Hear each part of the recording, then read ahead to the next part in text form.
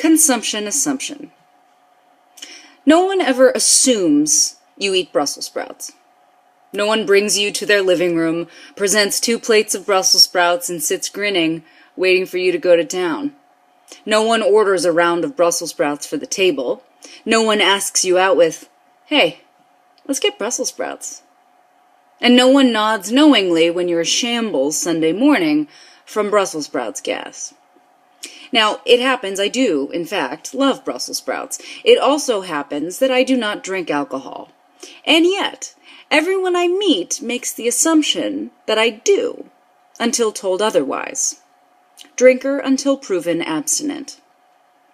I quit drinking in April 2009 because I didn't like how entwined my dating and drinking lives had become. I decided the only way to fully render them apart would be to quit drinking completely until I found myself in a relationship procured sans drink, at which point I would reevaluate. The bad news is, I'm still waiting on that relationship. The good news is, the length of time it's taken for that point of reevaluation to arrive provided the space for a major discovery to emerge. Removing alcohol from my system caused my tendency toward depression to disappear. I consider myself emotionally allergic to alcohol. Some people get more affected by the depressant substance than others, and I'm one of those many people. The security of knowing I will likely never suffer another depressive episode again, at least to the severity and frequency that I had, is enough reason for me to never bother with the stuff again. It wasn't until I left the culture, though, that I discovered how all-encompassing it is, especially when you're trying to date. I have written on my internet dating profile that I don't drink, and yet almost every message I get includes the phrase, "Let's get drinks sometime."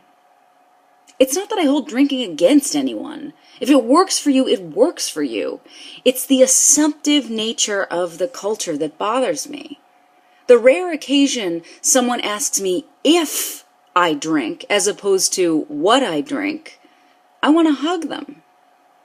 They make me feel like someone who has made a simple choice of preference, as opposed to some crazy outsider, or someone who must obviously have a problem because why stop otherwise? So, if you are a drinker, I ask that the next time you are in a situation to offer a new friend alcohol, you ask before just assuming. But if you want to ask me out, go ahead and try Let's Get Brussels Sprouts. I'll likely say yes.